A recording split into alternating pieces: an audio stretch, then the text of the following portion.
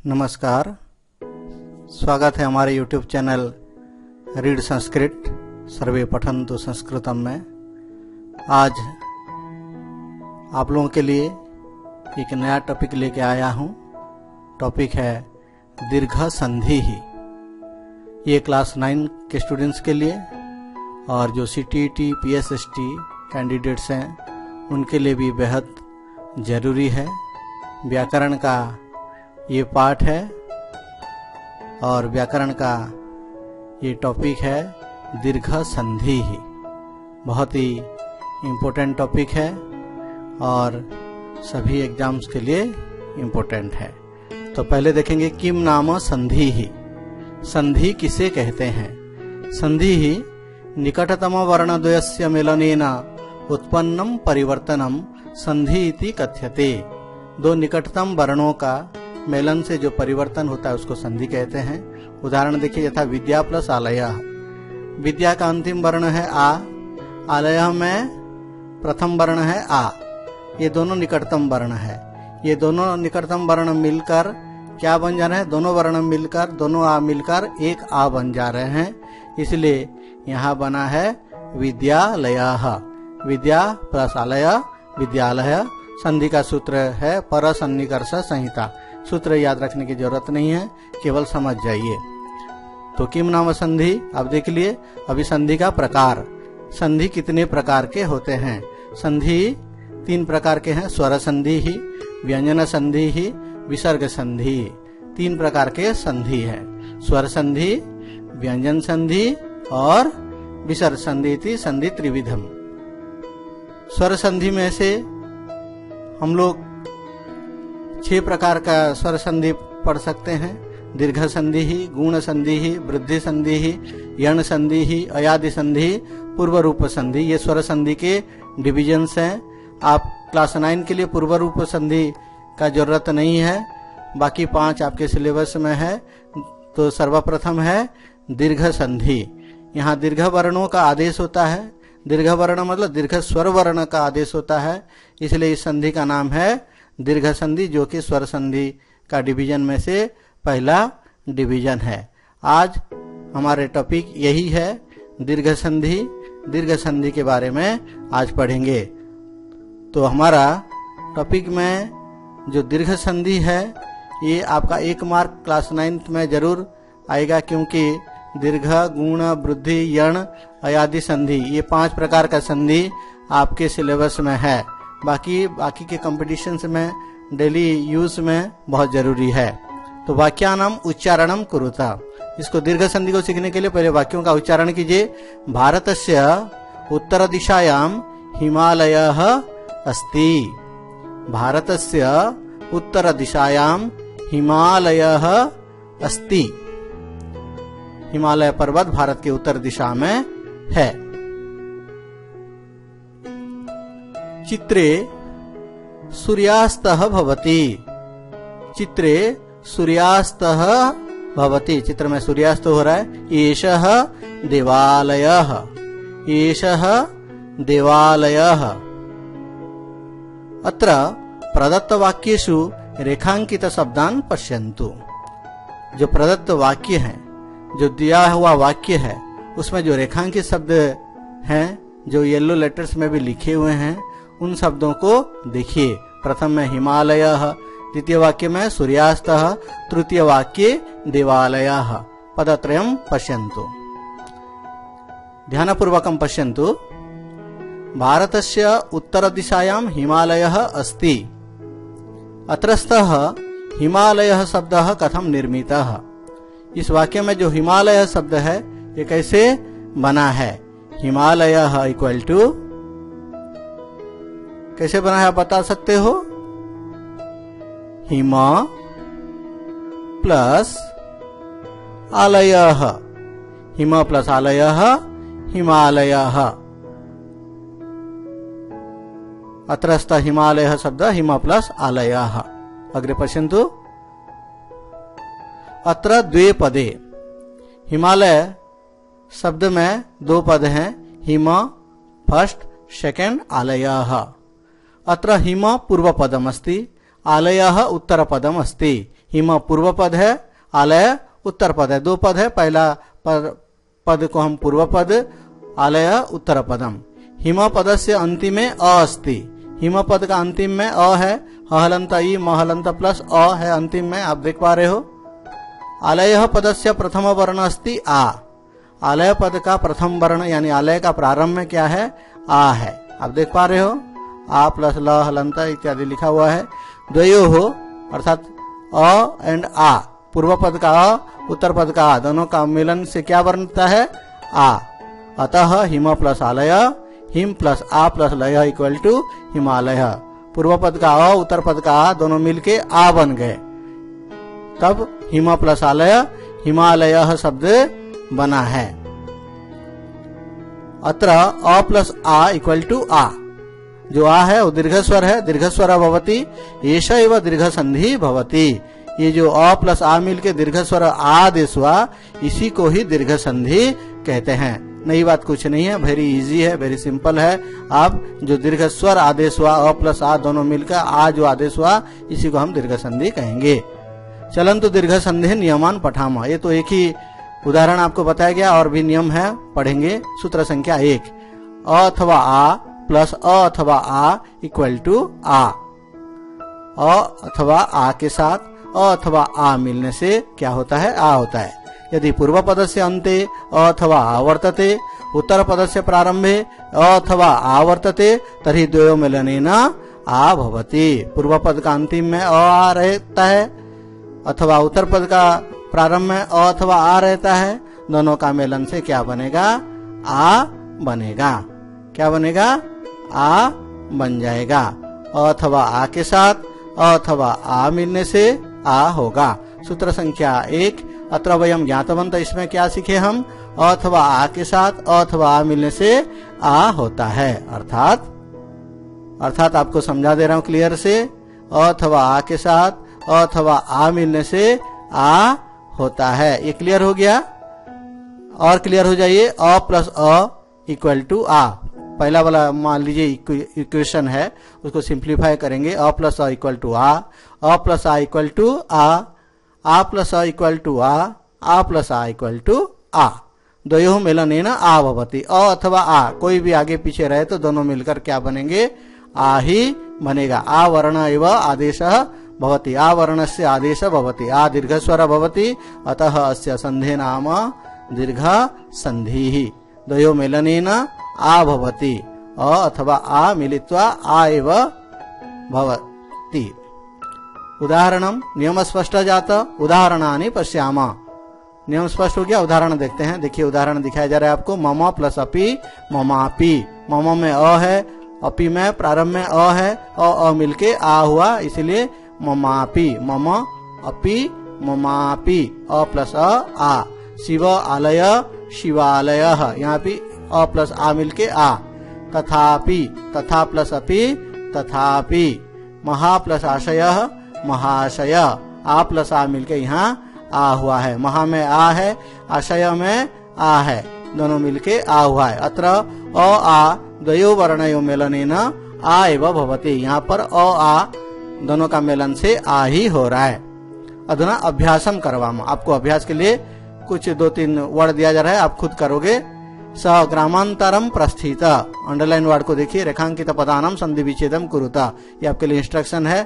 ग्रामांतरम, ग्रामांतरम का संधि विच्छेद क्या है, ग्राम प्लस अंतरम, ग्राम प्लस अंतरम। ग्राम में अ है, अंतरम में अ है, अ मिलके आ।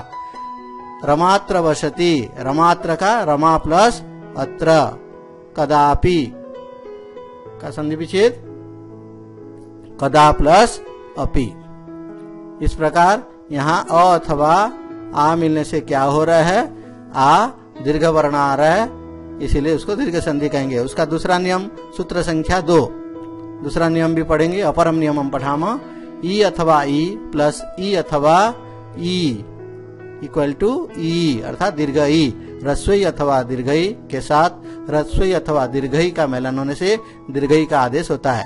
यदि पूर्व पद से अन्ते ई अथवा दीर्घई वर्तते, उत्तरपदस्य प्रारंभे ई अथवा दीर्घई वर्तते तर्हि द्वयोः मेलनेन दीर्घई भवति, ई भवति। कोई भी आप सिंपली जान लीजिए, कोई भी दो ई अगर मिल जाएंगे, कोई भी दो ई, ह्रस्व ई अथवा दीर्घ ई, कोई भी दो ई मिल जाएंगे तो आदेश क्या होगा, उनके जगह में दीर्घ ई का आदेश होगा। दोनों का जगह में एक ई आदेश होगा, वो है दीर्घ ई। सूत्र संख्या 2, अत्र वयम ज्ञातवन्तः। इससे हम क्या सीखे, ई अथवा ई प्लस ई अथवा ई इक्वल टू ई, अर्थात ई प्लस इक्वल टू ई, ई प्लस ई इक्वल टू ई, ई प्लस ई इक्वल टू ई, ई प्लस ई, अर्थात दीर्घ ई प्लस दीर्घ ई इक्वल टू दीर्घ ई। द्वयोः मेलनेन दीर्घ ई भवति। कोई भी दो ई मिलने से ह्रस्व ई अथवा दीर्घ ई आदेश क्या होगा, दीर्घ ई आदेश होगा। द्वितीय नियम स्पष्ट, सेकंड रूल स्पष्ट हो गया। उदाहरणानि पश्यामः। कवि इंद्रः, कवीन्द्रः, ई प्लस ई मिलके दीर्घ ई, कवीन्द्रः कालिदासः, कवीन्द्रः कालिदासः, संस्कृतस्य कवीन्द्रः, संस्कृत वाङ्मयस्य कवीन्द्रः कालिदासः।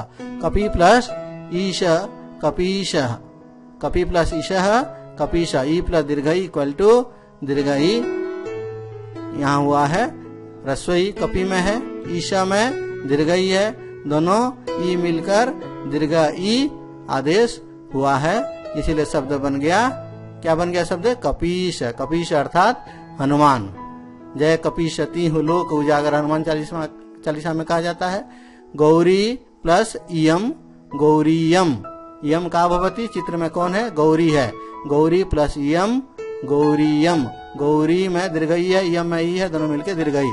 रजनी प्लस ईशा, रजनीशा, रजनी मतलब रात का ईश्वर चंद्र को कहा जाता है रजनीश। ई प्लस ई मिलके ई हुआ है, दीर्घ ई प्लस दीर्घ इक्वल टू दीर्घ ई। अत्र ई द्वयोः वर्णयोः मेलनेन ई एव भवति। दोनों ई का मेलन से दीर्घ ई होता है। अधुना अभ्यासम करवाओ, इसका अभ्यास हम लोग करेंगे। मुनीन्द्रः तपः चरति, रेखांकित शब्द को देखिए, संधि विच्छेद कीजिए। मुनीन्द्रः तपः चरति, मुनीन्द्रः का संधि विच्छेद मुनि प्लस इंद्रः। परीक्षा कदा अस्ति, परीक्षा कब है, परीक्षा, संधि विच्छेद क्या होगा, परीक्षा, परी प्लस ईक्षा, परीक्षा। मम महती इच्छा अस्ति, मम महती इच्छा अस्ति, महती इच्छा, महती प्लस इच्छा, महती इच्छा। अधुना चलन्तु दीर्घ संदेह अपरम नियमम पठाम। 2 सूत्र हो गया, सूत्र संख्या 3 पढ़ेंगे हम लोग अभी। सूत्र संख्या 3, उ अथवा उ प्लस उ अथवा उ इक्वल टू दीर्घ उ, उ प्लस उ इक्वल टू उ। यदि पूर्व पदस्य अन्ते उ अथवा दीर्घ उ वर्तते, उत्तर पदस्य प्रारंभे उ अथवा दीर्घ उ वर्तते, तर्हि द्वयोः मेलनेन दीर्घ उ भवति। दोनों उ मिलकर यहाँ क्या बन जाएंगे, दीर्घ उ बन जाएंगे। कोई भी दो उ मिलने से दीर्घ उ बन जाएंगे। सूत्र संख्या 3, अत्र वयम ज्ञातवन्तः। क्या हम लोग रूल से सीखे, ना उ अथवा उ प्लस उ अथवा उ इक्वल टू दीर्घ उ, अर्थात उ प्लस उ इक्वल टू दीर्घ उ प्लस दीर्घ उ इक्वल टू दीर्घ उ, दीर्घ उ प्लस उ इक्वल टू दीर्घ उ, दीर्घ उ प्लस दीर्घ उ इक्वल टू दीर्घ उ। द्वयोः मेलनेन दीर्घायु भवति, दीर्घ उ भवति, उ भवति।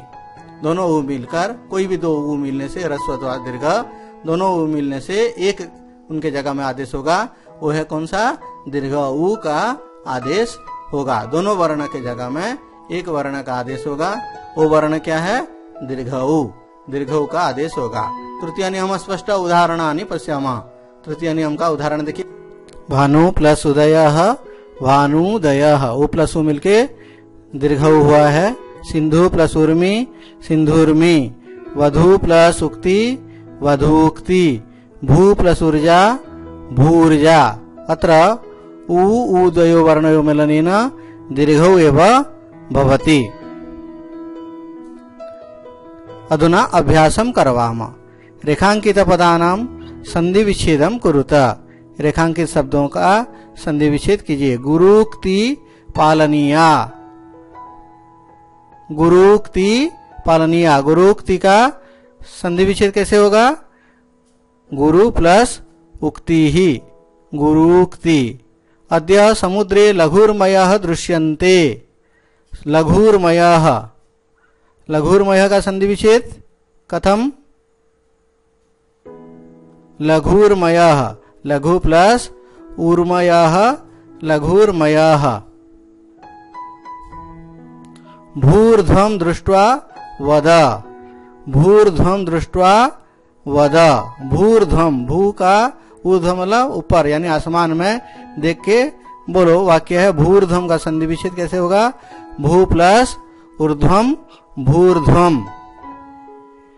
भू प्लस ऊर्ध्वम, भूर्ध्वम। अधुना चलन्तु दीर्घ संधि अपरम नियमम पठामा।